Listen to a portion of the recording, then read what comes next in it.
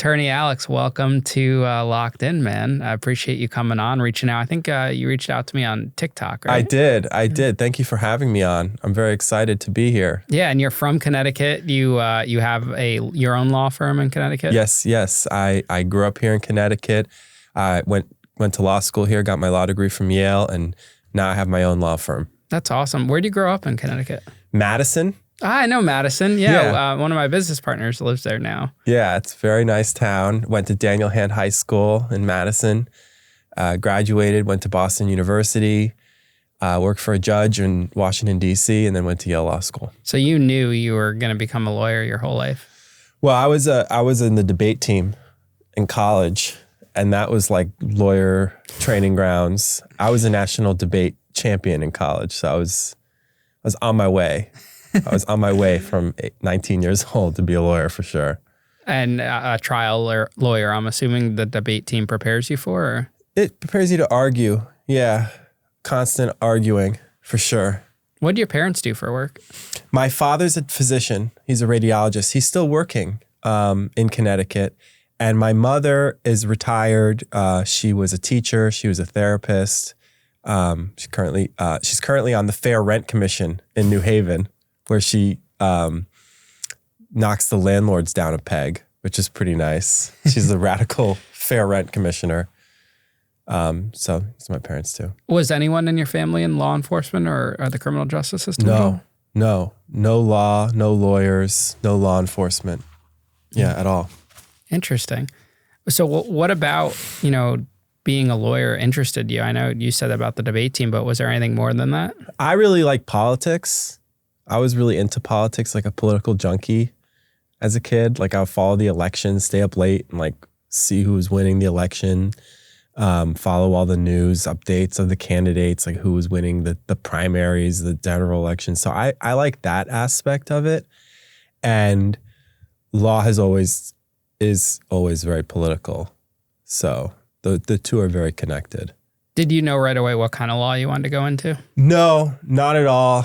Not at all. When I graduated law school, I had no idea what I was even going to do. I didn't have a job coming out of law school. I interviewed with like 15 of the big national firms and I got 0 callbacks. So I knew they probably smelled it on me like this guy's he's not corporate. He's not going to fit in well here. But I didn't really know what the alternative was. Didn't necessarily want to work for the government, either as a public defender or as a prosecutor. And wasn't quite at the level to just go and be a professor, something like that. So I ended up getting a connection from a professor of mine to work for a small law firm just with one other attorney coming out of law school and the other attorney, he was 50 years my senior. And he taught me a lot and I learned a lot and we did very well together. We worked together for 5 years. And then at that point, which was like 2019, that's when I left there and started my own. Are you glad you didn't end up going into corporate law? Definite. This is way more interesting. Way more interesting. Great stories, great cases, clients. I control my own destiny, so to speak. Like I choose the clients who I represent. I'm not just like given a file. We're doing this today. You know what I mean? Like I decide and obviously sometimes you make the wrong choice about what to do, but at least, it keeps it interesting. Do you ever do like those CJA cases at all, or is it just strictly when people hire you? I've never had a contract, like a public defender contract, either with the state court or with the CJA, the federal court contract. And I'm interested in potentially doing the federal work, but thus far it's just been private clients. And people just find you on your website or word of mouth? Yeah, people find me on my website or they search on Google and they call me word of mouth. Definitely Connecticut jails and prisons. I'm well known. I get calls from jail and prison all day, every day. And my phone number is registered with the Connecticut DOC as a private number. So the calls to me from people who are incarcerated are never recorded. And they can call from their tablets or from the unit phone or from a counselor's phone at any time. So, and in Connecticut, the phone calls are free. And so I get a lot of calls from the jails and prisons because I'm one of the only lawyers who does that. It goes straight to my personal cell phone and I pick up the phone. I like that. Yeah. So most lawyers don't answer. No. And it's difficult at times because you can't answer every call. And because you're answering so many, sometimes you miss a call that you really need to get. And I've done things like answering services and stuff like that. It just doesn't work as well. But by having a direct line to people, you can quickly communicate and get information that if you constantly have that barrier in between you and the people who you're representing, it's a lot harder and it's a lot more distant. So that's been a big part of my practice is that I'm there. I didn't realize phone calls in Connecticut are free now for inmates. Yeah, there was a law passed, I believe it was in 2021, it might have been 2022, by the Connecticut legislature that prohibits the prisons from charging for communications. So the phone calls are not charged. The prisoners get 6 15-minute phone calls per day that are free. And additionally, although you have to pay to get one of these tablets that they have now in there, you don't have to pay for the stamps to send emails. So they can send emails and receive emails without having to pay in Connecticut state prisons as well. So that's very good. Wow. So those private companies probably lost a fortune on Connecticut alone, or private apps. I disagree, actually. I think that they just make money in a different way. Okay. Because you know, they can't make the money on each minute of each phone call that each person makes, true. But they've gotten these tablets in there, which you have to buy from them. There's no competition. And then on those tablets, there's other apps besides just email. There's music, they're selling songs, they're probably making a killing on that, upcharging for an MP3, like and the a fed does file. $120. Then they have movies, they have games, Candy Crush. You know what I mean? Like they're doing fine. And in ultimately, what I think you'll find is that in places where the phone calls are free, the companies will get in there and get on board with it. And that's when it will happen, is that they'll come up with another way to make money and they'll throw in the phone calls because the phone calls is not that difficult to accomplish logistically with the technology we have now, you know? So based on what you hear from clients and maybe even when you're in the prison yourself, do you think that the free phone calls and the tablets reduce prison violence? I think that if you have things that are outlets for people like phone calls, tablets, television, movies, internet. Of course, that's going to give people something to do and less likely to be doing other things, more negative things. And that's good. You know, it's like people are not going to want to riot or hunger strike or because you have more privileges and more things that you could lose. But it goes hand in hand with like all of the other things as well that are important as well. Like the guards need to be, respectful of the people who are incarcerated, and they need to be attentive to issues. They can't just like be hands off, go to sleep. You know what I mean? That's, I think, what makes a big difference. And in Connecticut state prisons, from what I understand, it's a very good job to have, to be a prison worker, to be employed by the Department of Correction. The pay is good for the work that you're doing. There's lots of opportunities for overtime, and there's a guaranteed pension, which you don't see a lot in American society anymore, that you get after 20, 25 years, depending on when you go in. And so people should be doing their jobs, and a lot of people do their jobs. Whereas I think in a lot of other parts of the country, it's like a minimum wage job to be a CO. And I think there's also an issue in the federal system where, if you think about it, if you're working in this system that's like satellite system that's like all spread out over the country. I keep hitting this, I'm sorry. Oh, it's okay. People hit it all the time. If you're in this satellite system, it's like, how do you have a career?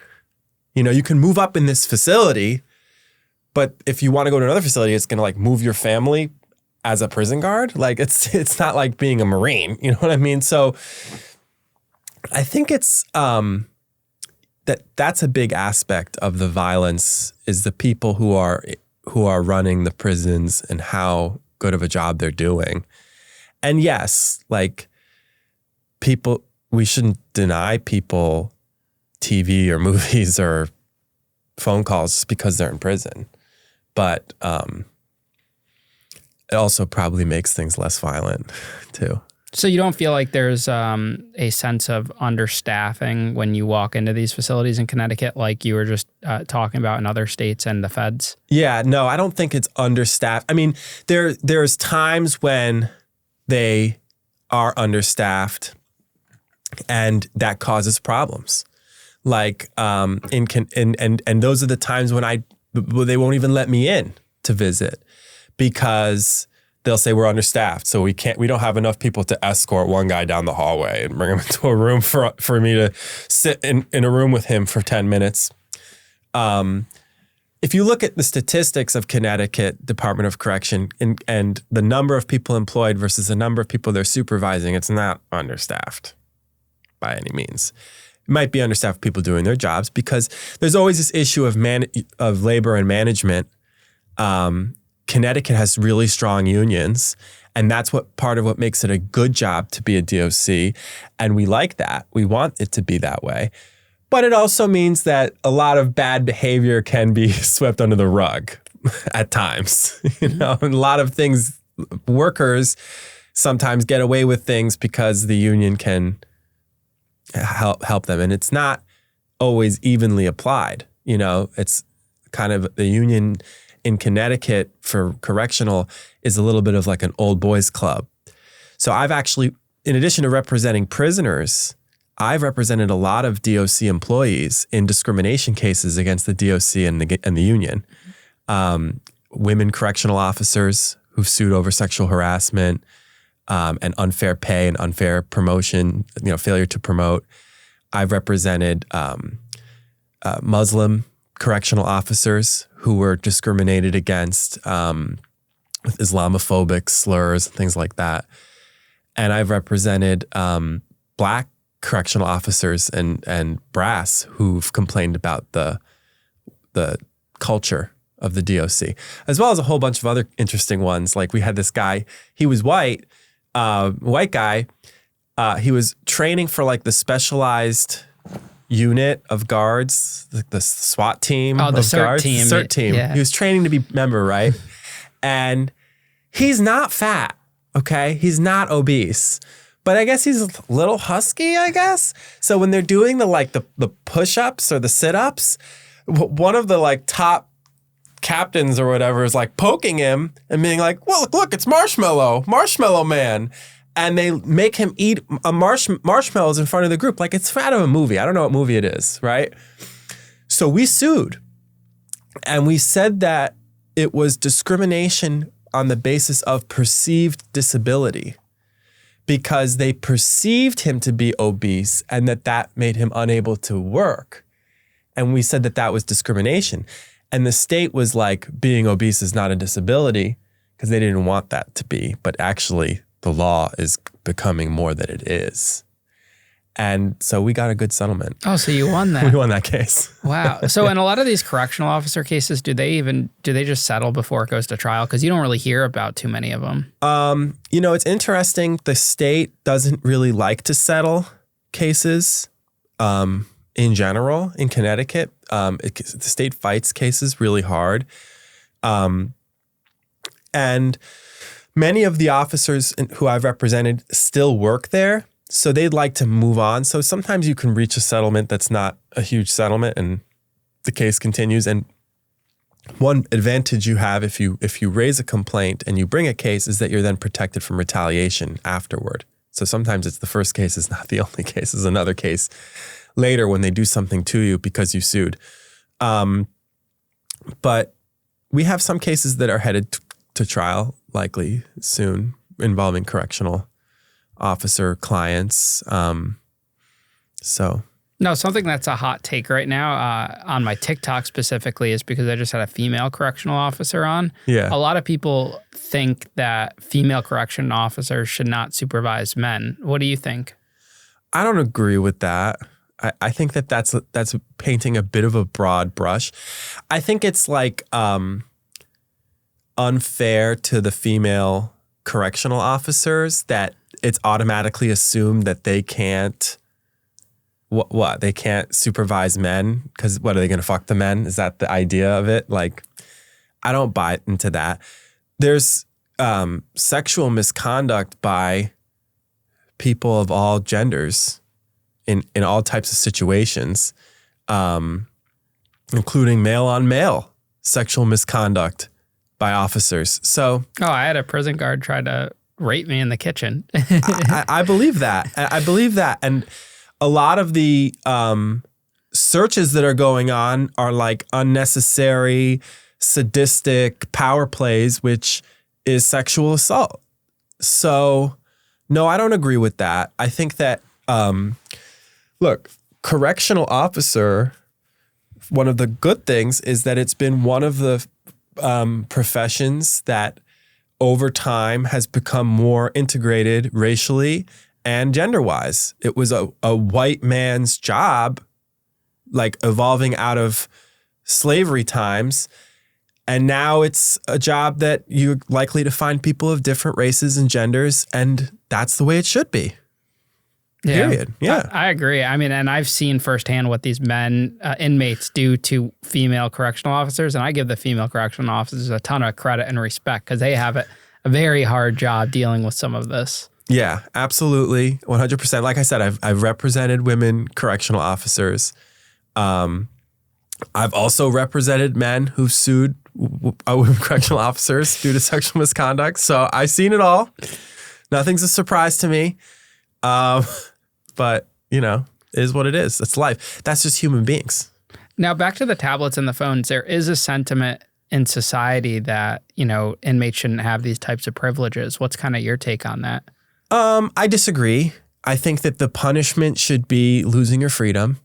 And after that, it's just random cruelness. Like you lose your freedom and the purpose of that should be to punish you. And it is a punishment to lose your freedom, not be able to see your family, not be able to leave when you want to leave, not be able to go take a walk, clear your head, take a drive. There's a lot of things you lose when you lose your freedom. We don't have to be cruel on top of that. That's not necessary. It's not cool. Doesn't make us better. Doesn't make them better. So the purpose after losing your freedom should be to rehabilitate and to make you successful when you get out so that you're not back. Of course, as a business model, it's not a very good business model. If you're running a business, you want your frequent flyers, you want your loyal customers to return. And so a lot of our prisons and parole boards are set up to only let out those who are assured to come back, okay? And many people who would never, ever come back are trapped inside and are never given a chance to come out. And so we do the opposite of what we should do. But it should really be a department of correction. It should be correcting things, making you better so that you can come out and be better, while at the same time punishing you without freedom. You know, it's a big punishment. Would you say that across any type of charge someone has, like if they're a rapist or a murderer or anything like that? Well, one thing you have to keep in mind is that not every single person who's in prison committed the crime. Some people who are in prison are accused of things that they didn't do. And sometimes we will never know. Like, sorry, there's no end chapter where we find out in the end, like exactly what happened. You'll never know. So I think we should have a little humility given that. I mean, look, there's some people who the things that they did are just so horrible, just so mind-bendingly, disgustingly, horrible that it's hard to comprehend. There's something wrong with their brain. There's something wrong with their mind. They're just pure evil, whatever you want to call it. Do I particularly care in those situations about those people? No, but we can't change the whole system to root out and find those people where we're 100%, we're 100% sure they did it. And we're 100% sure these are the very, very worst people and we're going to treat them differently than everyone else. No, it's just not possible. So so in Connecticut, what I hear, and I think I hear this across the board is like, for certain people with certain charges, if they ask the CO for help, the COs will be like, no, go fuck yourself because of your charge. I don't agree with that. I don't think that that's right. I mean, some of the COs who I represent, I've had this conversation with them because you never know when the shoe could be on the foot and you're accused of something that's what you think is the very worst thing and you've been accused of it and you didn't do it. I had a guy walk into my office who was convicted of raping a 4-year-old child. I have a 3-year-old child myself, okay? But the state and the city had DNA evidence that excluded him and implicated another person. And it was definitely this other guy. And he was in jail for 7 years as the guy who did that. I can't even say it again. But do you think he had a good time in prison? No. But like what, we're going to be getting him money for sure. I do that as well. But yeah, but up until the government came out with the DNA, everyone was sure that this guy was a disgustingly horrible, pathetic human being. If he was dying on the side of the hallway, you won't help him. But in the meantime, he didn't do it. So, a little humility, probably a good idea. I feel like a lot of the prison guards, correctional officers are the ones that cause a lot of the issues by what you were explaining, with treating inmates a certain way based on their charges and stuff. At least that's what I've seen firsthand being an inmate myself. 100%. And it goes beyond just mistreating people with certain charges. There are certain guards who have issues with Muslim inmates or Muslim prayer rituals, and disrespecting someone's religion is a pretty sure way to start a conflict. And then, there's just typical negligence, laziness, unwilling to do your job, unwillingness to interfere. People have issues with their cellmates, and the response is better learn to fight, as opposed to actually dealing with the issue. I mean, I heard that just 2 days ago, a Connecticut inmate murdered his cellmate. And the word around the facility was that individual, the social worker had requested that this person be put on a higher mental health status, not have a cellmate. But the custody staff just simply failed to make the proper accommodations. Somebody lost their life because of it. So, and then another big problem, of course, is guards bringing the contraband into the prisons, because where else is it coming from? It's not all coming up guys' butts. It's coming in from the guards. And the guards, when they're bringing contraband into the facility and they're not providing the proper oversight, that's why you see suicides in prisons, overdoses in prisons. I have active lawsuits based upon those as well that I currently have pending. So you do civil and you do criminal. What's your actual forte and your specialty? I consider myself a civil rights attorney, civil rights lawyer. And so I would say the majority of my practice is civil cases. And typically it's either cases involving civil rights laws like employment discrimination or suing the government and dealing with something that the government did, either police, prisons, variety of other contexts.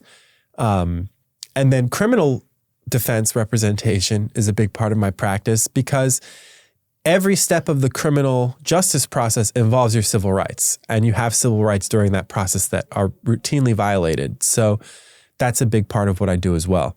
And what I've made my name for myself for in Connecticut and in the Connecticut jails and prisons is getting people out of prison.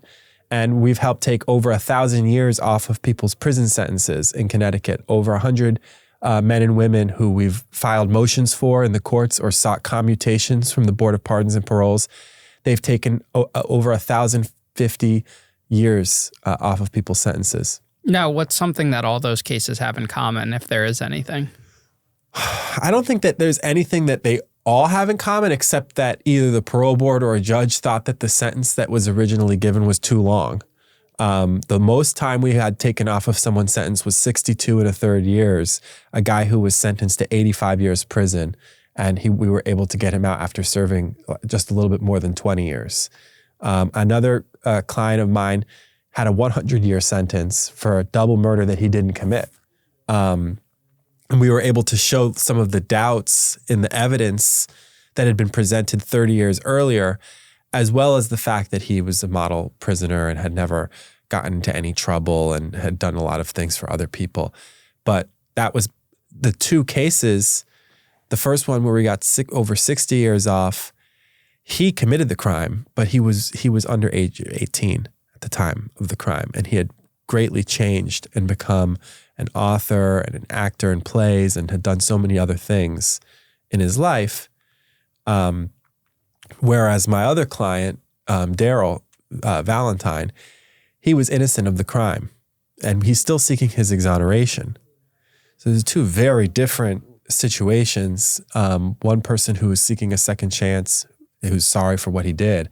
The other person who's seeking justice because he was wrongfully accused. He was framed by corrupt police detectives in the 80s. Did you see that whole documentary that NBC did on the Henry Lee? Yeah, I had one of the reporters on the show to talk about that. I haven't watched the documentary, but I'm very familiar with Henry Lee, and he had his hands in almost all of the big cases of Connecticut for a long time period.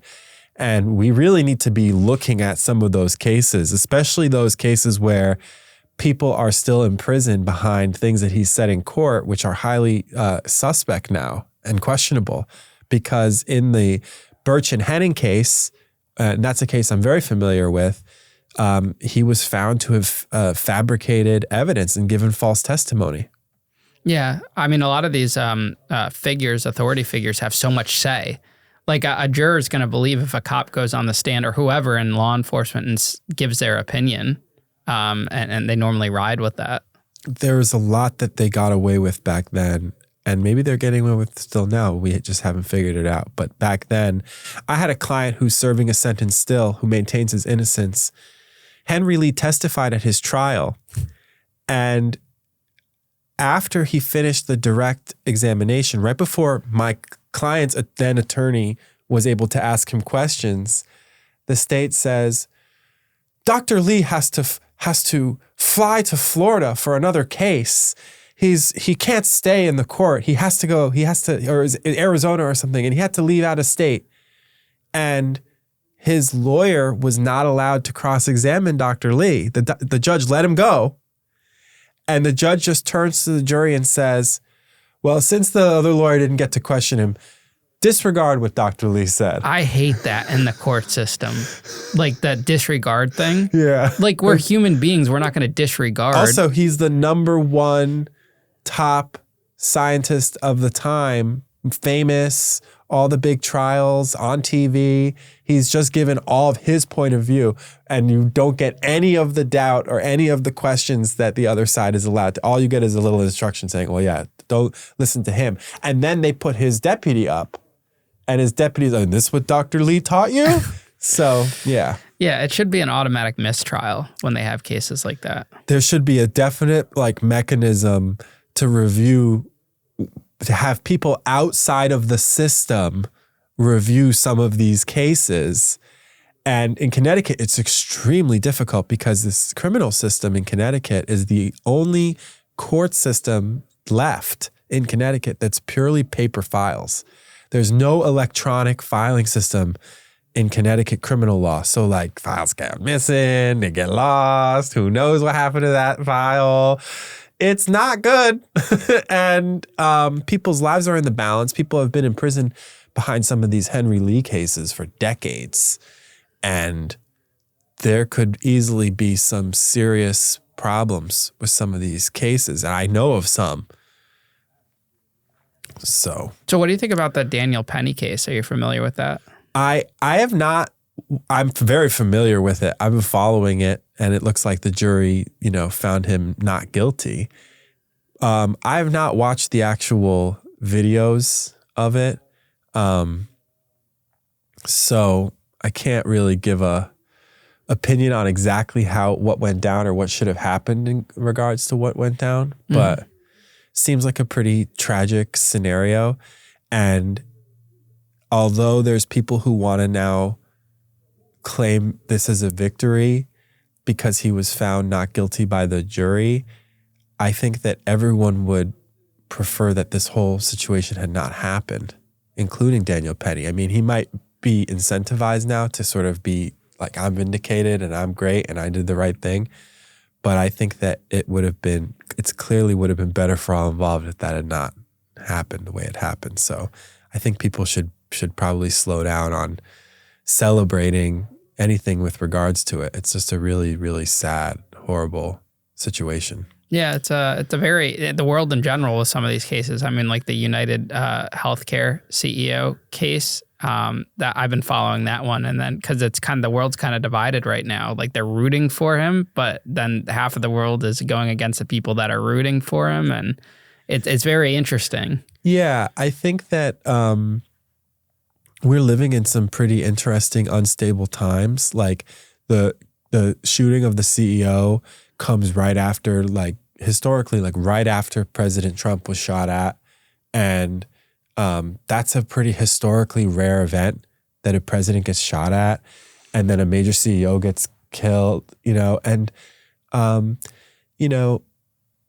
in the short term, there's all of these, there's teams and okay, there's a team that likes the guy who did it or agrees with his message. And then there's a team that's that's disgusting. And how could you even consider that?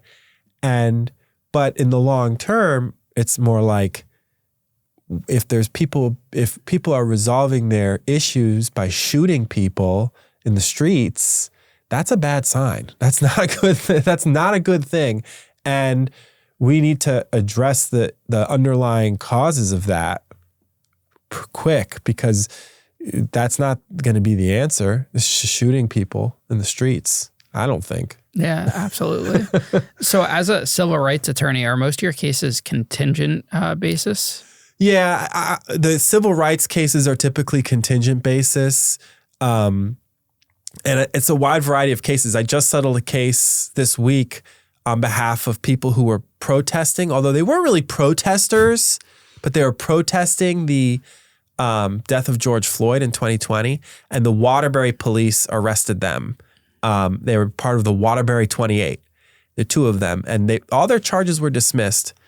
And we got a settlement that was reported in the news yesterday, and that was a contingency fee case. So for about 2 years, I worked on the case, no pay, but then at the end of the case, I got to split the money with the two clients. Now, how do you pick and choose which cases you want to take versus turn down? Because I'm sure on your field, like a personal injury lawyer, you get hundreds and hundreds of, people that think they have a case. It's interesting. You kind of know sometimes if a person doesn't have a good case because they call you and they say, "Are you a civil lawyer who takes this kind of case?"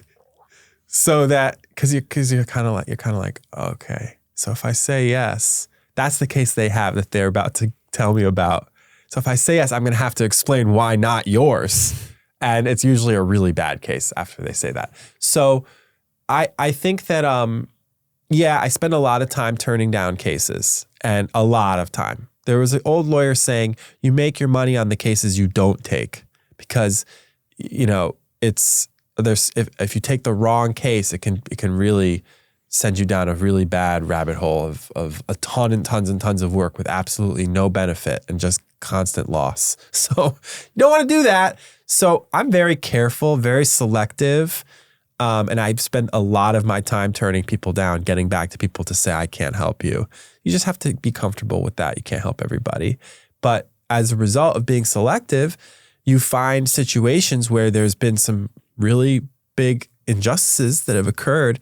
And for a lot of the types of cases that I take, like police, prosecutors, prisons, discrimination, racism, sexual harassment, there aren't a ton of attorneys who take them. So you get a choice of some pretty interesting cases to take on. Do you ever have a case you turn down and they go to a different attorney and it like blows it out of the park and you're like, I wish I should have took that case?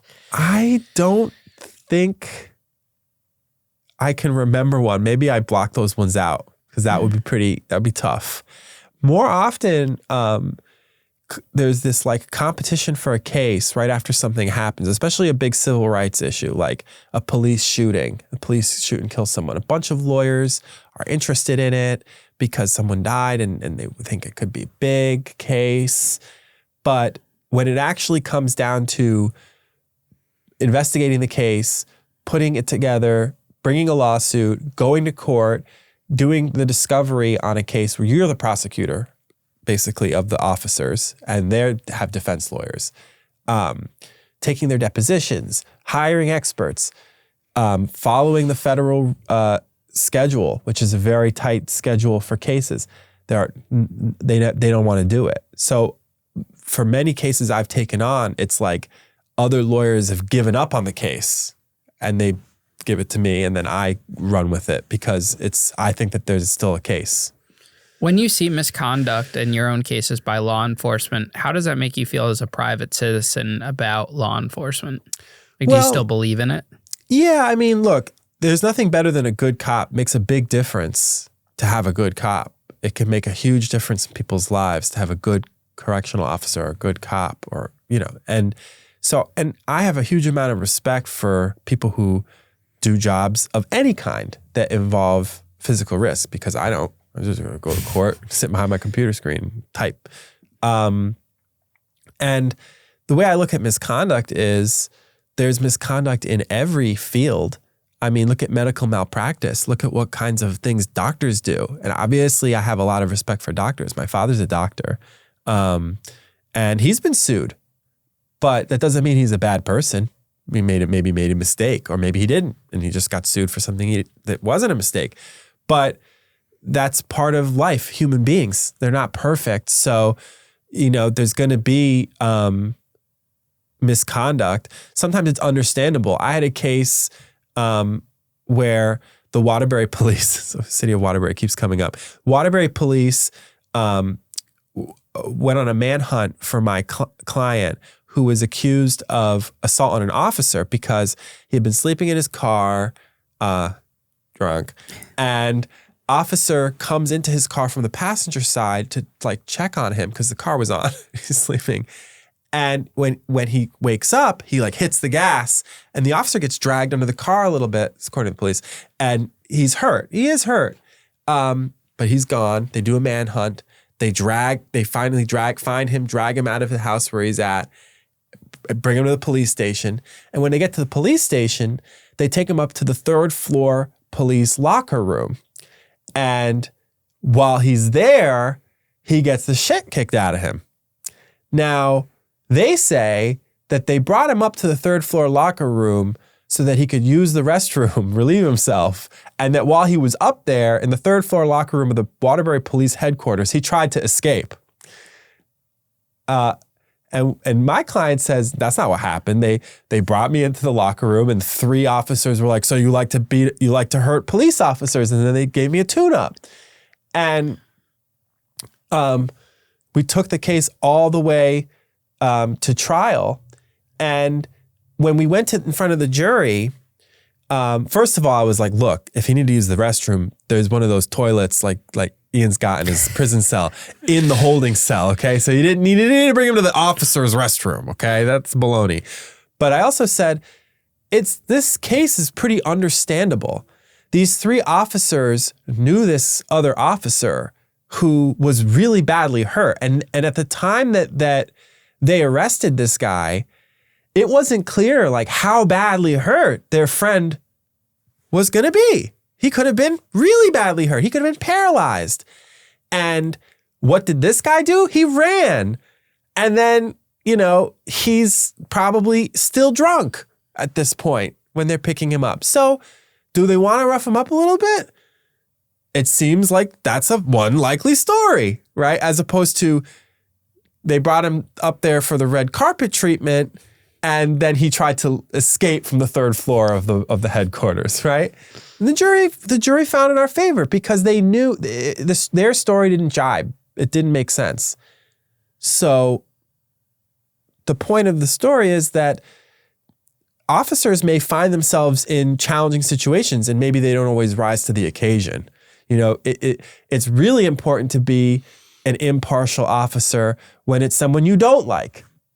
Because if you mistreat them, you could be threatening the prosecution. You could open yourself up to a lawsuit, all these other problems. When you're trying to bring this person to justice, you have to treat them impartially. You have to follow the rules. That requires a good character. It doesn't just require not doing a bad thing because it could be hard. You really don't like this person. And they're maybe still kind of being cranky and uncooperative with you after they did wrong. And you're just doing your job. It's understandable situations that come up if you look at it from a impartial perspective, but there needs to be accountability so that we learn from these situations. We learn from them as opposed to just keep doing them over and over. So those cops, so what happened to them? Do you know? Nothing happened to them. It was funny too, because the jury wanted to know who was going to pay the money to my client. After they ruled in his favor, they had to decide exactly how much money. They had ruled a certain amount, but then they were asked to rule on the punitive damages. They sent a note to the judge saying, who's going to pay this? Is it going to be the city or the officer? And the judge, I was like, tell him. Let's tell him. We know who's going to pay this. It's the city. The city, which was 100% going to pay, was like, we haven't decided yet if we're going to pay it or not. And so the judge had to give this vague, don't consider that. Don't think about that, instruction to the jury. And they didn't end up awarding that much money in the end. I think in the end, the guy got beat up, but it was basically got a shiner, no broken bones or anything. They ended up awarding him $45,000. Wouldn't that we also hurt got you? Attorney fees. Yeah. But the city paid. Actually, initially what they did was the day after the jury verdict, they brought a lawsuit against my client for the full amount of the workers' comp bills that the officer who he had hurt had to get paid. And you know how much those bills were? $45,000. Exactly. Plus the legal fees or no? Just $45,000? No, it was $45,000. So they were like, so we're doing our calculations here. It looks like we owe you $0. Have a nice day. So I was like, well, I thought that this wasn't against the city. It was against the officers, and you didn't know if you were going to pay. So I don't care if the city doesn't want to pay. If the city says they don't owe you any money, I'll just go and take these officers' bank accounts and their cars, and we'll sell them, and we'll see how much comes back to my client. And after that, they paid. Oh, wow. But when, as a juror, if I was a juror, I would probably be turned off by the city having to pay because it's my tax dollars. We wanted them to know. Well, that's the other side. That could have hurt you. But it wasn't in Waterbury. The case okay. was in Hartford. So it wasn't Waterbury taxpayers on the jury, at least. But yeah, I see that point. That's the other problem, taxpayer money. It's like you're punishing, when you're up against the police, even when they're wrong, you're not really punishing the officer, you're punishing the taxpayers. Mm-hmm. But that's how things change. If they have to pay money when bad things happen, they're going to they're going to change the way things go. Money talks. Okay. Yeah. Every police office in the country, doesn't want to have money draining out for the people who they're arresting, give to them and their lawyers. They want to pay that money out into their pensions and into their overtime and all that. So if there starts to be accountability when something wrong is done, then things will change. Now, you mentioned the word impartial. Do you think in your civil cases that the jury can be impartial to say an inmate who is there maybe on a violent crime, but something has been done wrong to him in prison? Do you think the jury's looking past that? I think it would be very challenging for a jury to look past that. I haven't taken a prison brutality case to the jury, but the juries have ruled in favor of prisoners in those cases in certain circumstances.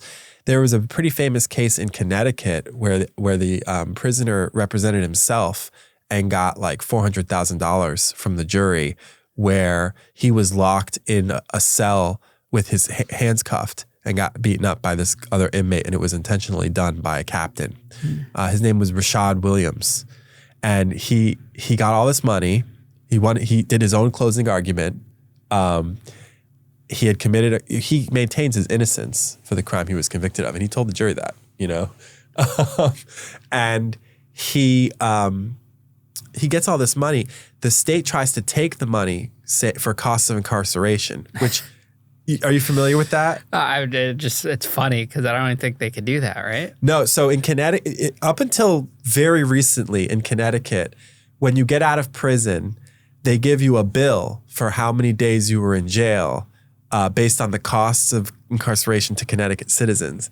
And then and this has changed recently, I'll tell you the change, but up until recently, it was if you won a lottery, if you win a lawsuit, or if you get an inheritance, the state can come in and take all of it to pay for your cost of incarceration. Not even what the actual amount is, which is like $60,000 a year or whatever. It's a lot. What they charge you is a lot. It's like a certain amount per day. Okay. But for some people, it was like $100,000, $200,000, like a ton of money. That recently changed. At the time of the Rashad Williams case, it hadn't changed yet. But he appealed, saying that this is unconstitutional because the case I won was against the prison for harming me. And if the prisons can just deduct the cost of being a prisoner every time they do wrong, there's no harm, there's no penalty for doing wrong. And federal Judge Shea in Connecticut agreed with Williams. Second Circuit agreed with him as well. The state tried to appeal. And so he got all this money. And then he applied to the parole board for a commutation. And he was like, look, if you let me out, I'm going to take my money and move to Panama and be an influencer. I have the money. It's in my account. You can see it. Let me out. And they let him out. Good for him. Yeah. And did he actually move to Panama? I don't know. I haven't been in touch with him since he got out, but I hope he sees this and gets in touch with me. Why do all the ex-criminals want to go to Panama? He had a great plan. He was a unique individual. I watched his hearing. So, because I was interested.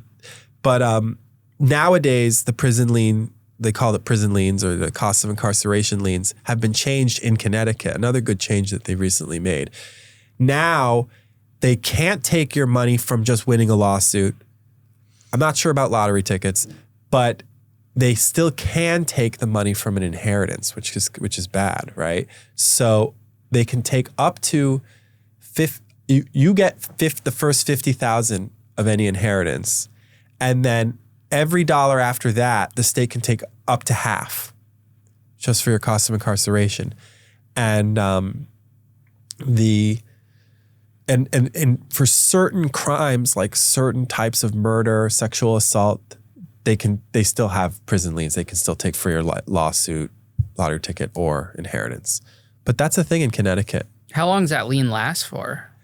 I've heard that it's 10 years, potentially 20.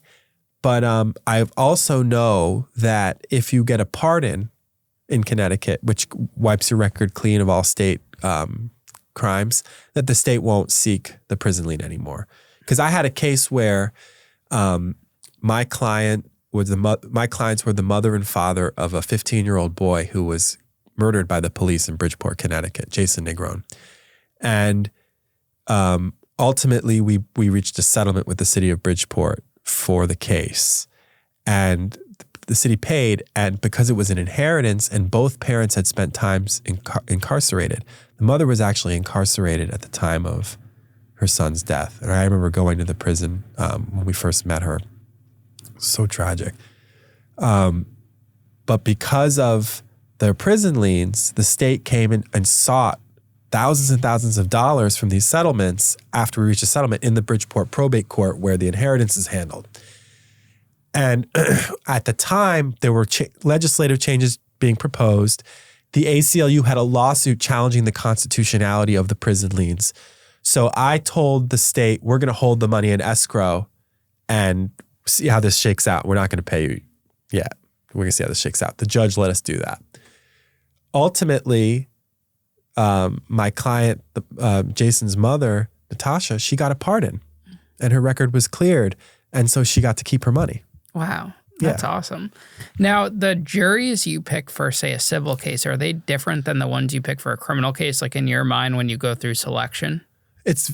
Well, each case, when you look at a case from a trial from a perspective of a lawyer, each case has like themes, and both sides have their themes that they are going to be putting forward.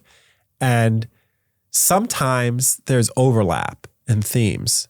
Like in many cases that I take, whether it's a civil rights case for police brutality or it's a criminal case where there might have been an illegal search or there might have been questions about the integrity or the adequacy of the police investigation. There's a similar theme that runs throughout both of those types of cases, which is whether you're willing to believe that an officer of the law might lie. Because there's a lot of people who think that officer of the law would never lie. And whether you have that healthy skepticism of things that the government has done is a thing that you're looking for across those different types of cases. Ultimately, it's when you're picking a jury, though, it's the people who, there's a big difference in jury selection, not so much between criminal and civil, in my view, but between federal court and state court in Connecticut.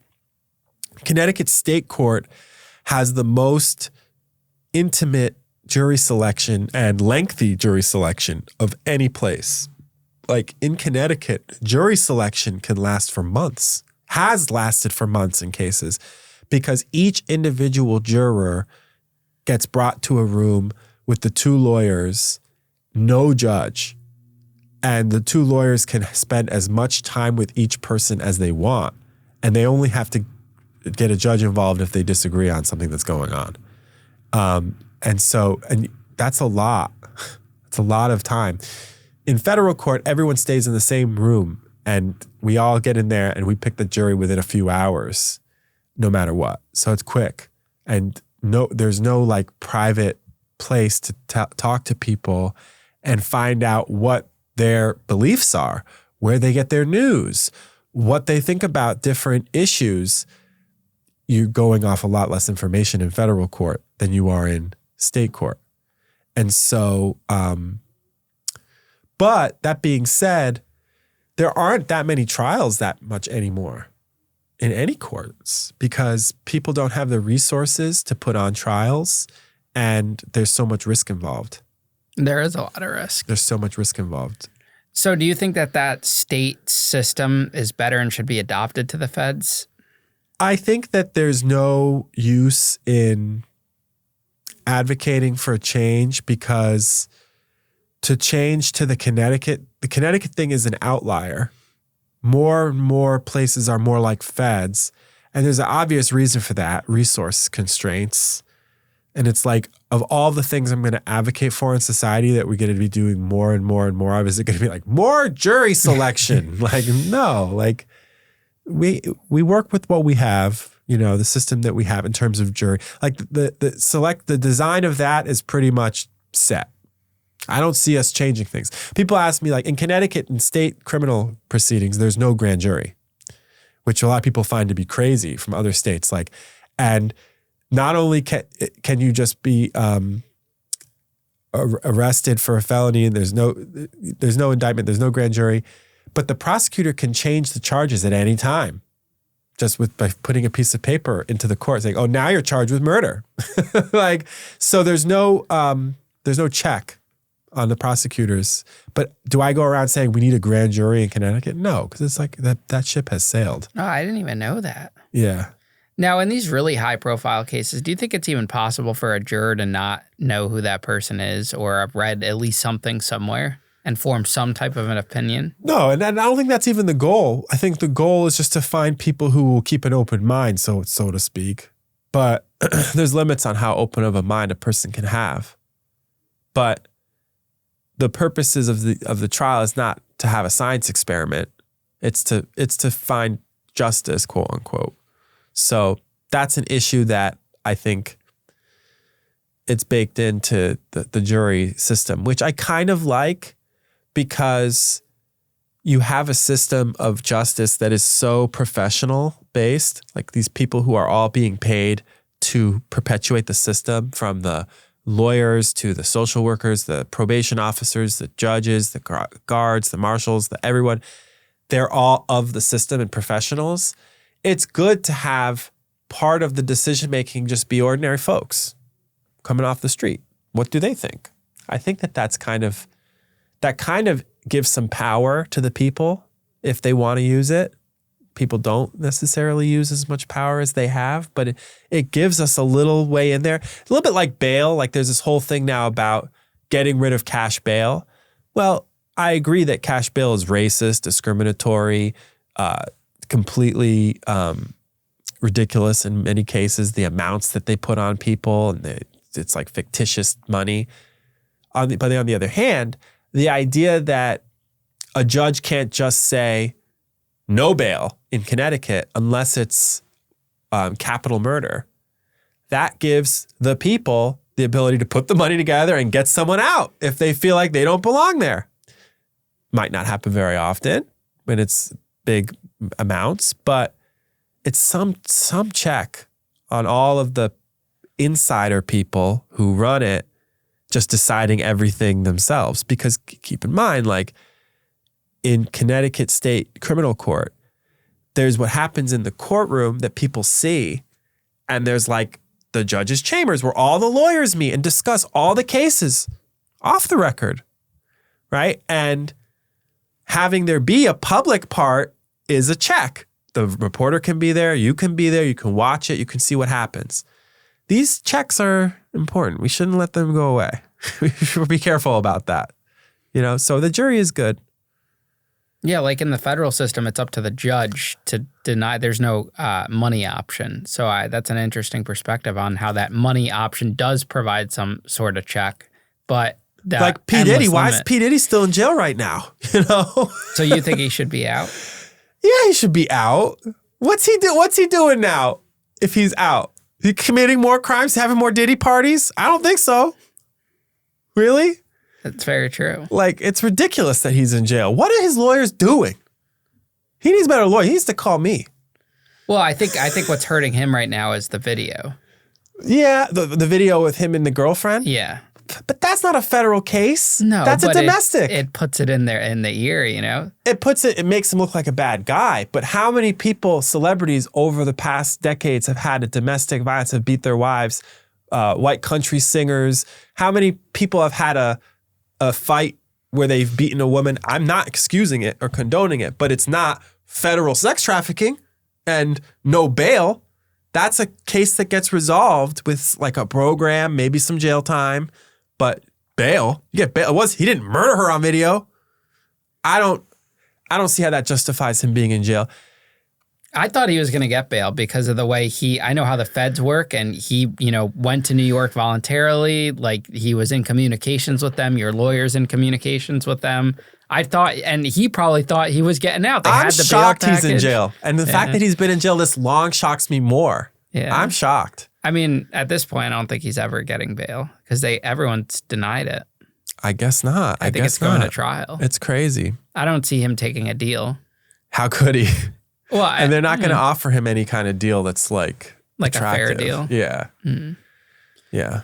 So what would you say is like your piece of advice for individuals that are going through the criminal justice system or family members that have someone going through the criminal justice system? Don't lose hope. Don't lose hope. Stay positive.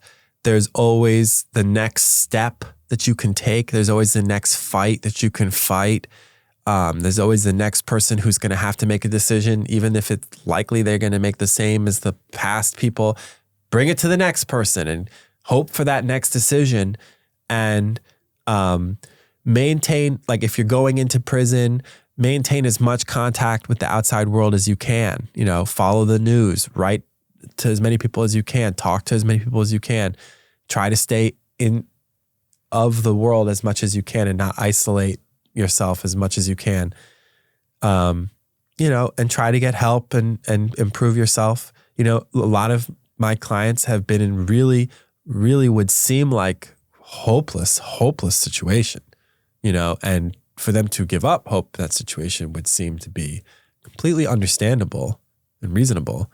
But through some sheer force of will, they were able, you know, not instantly, usually over time, turn things around quite significantly and are so happy that they did now.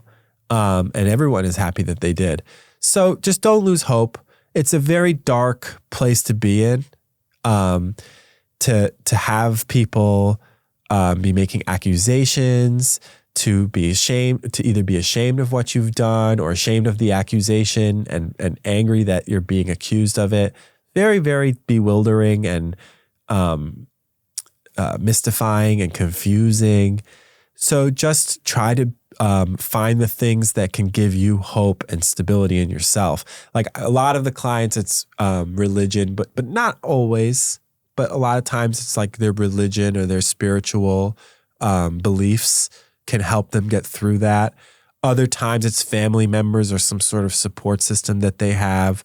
Other people, they throw themselves into educating themselves, either about the process that's currently like encompassing them and like oppressing them and learning about it and understanding how this could have happened, or just like learning about something completely different because you've got to do something to keep yourself occupied. Don't just sit around and play cards, play chess, you know, do more than that. Like, do something to better yourself, to advance yourself. Absolutely. Well, Alex, I appreciate you coming on the show today, man. Absolutely. It's a pleasure to chat and get to meet you. Likewise. Thank you for having me. Thank you.